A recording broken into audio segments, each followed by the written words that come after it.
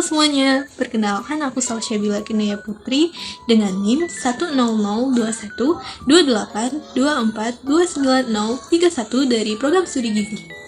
Jadi di sini aku bakal ngebahas soal kerusakan bahan pangan. Kalian pada penasaran gak sih? Simak video berikut ini ya. Apa sih perusakan bahan pangan? Jadi, perusakan bahan pangan adalah suatu proses perubahan pada makanan ataupun suatu proses yang mengalami proses perubahan baik secara karakteristik, fisik, ataupun kimiawi. Jadi, misalkan nih, perubahan kimia dapat dimaksudkan yaitu kerusakan zat gizinya. Biasanya ada penurunan yakni perubahan zat gizi. Nah, biasanya perubahan karakteristik ini normalnya tidak dapat kita terima. Jadi itulah teman-teman artinya kerusakan bahan pangan.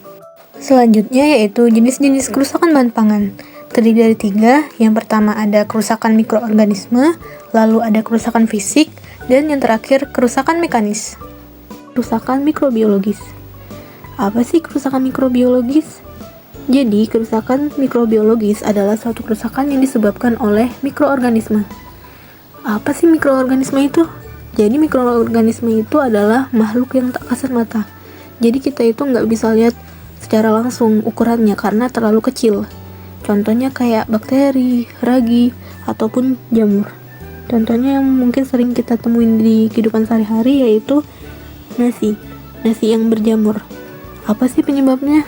Yap, tadi dikarenakan oleh pertumbuhan bakteri dari jamur ataupun mikroorganisme nih, kayak yang ada di gambar ini. Selanjutnya, kerusakan fisik. Kerusakan fisik adalah kerusakan bahan pangan yang terjadi akibat perlakuan fisik yang tidak sesuai. Contohnya tomat.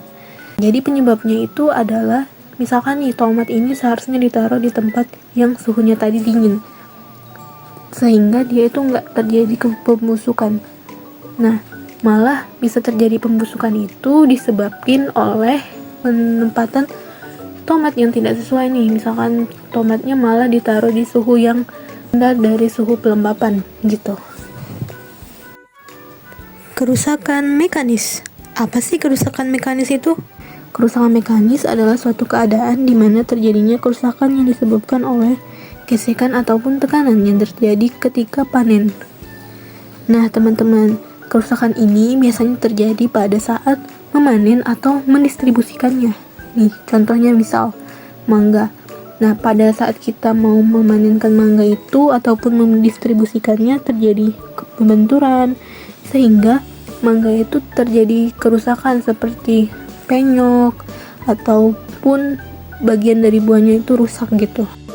Selanjutnya adalah cara penanganan atau cara meminimalisir kerusakan pada bahan pangan. Cara yang pertama yaitu pencegahan kerusakan mekanis dapat ditempuh dengan jalan penerapan cara pasca panen yang baik. Maksudnya di sini adalah untuk penerapannya yaitu dengan cara sortasi atau penggunaan cushioning atau bantalan serta wadah yang dapat dan mampu memberi perlindungan yang baik selama distribusi dan transportasi.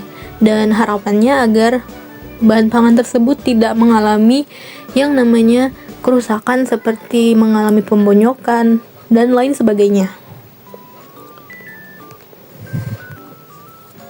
Kemudian poin kedua yaitu menyediakan tempat penyimpanan yang steril dan aman sehingga terjaga kebersihan. Maksudnya di sini adalah sebaiknya untuk menyediakan tempat makanan atau steril tempat penyimpanan dari bahan pangan tadi, seperti contohnya roti itu agar terhindar dari yang namanya bakteri ataupun jamur. Poin yang ketiga atau yang terakhir yaitu meletakkan bahan pangan pada suhu yang sesuai.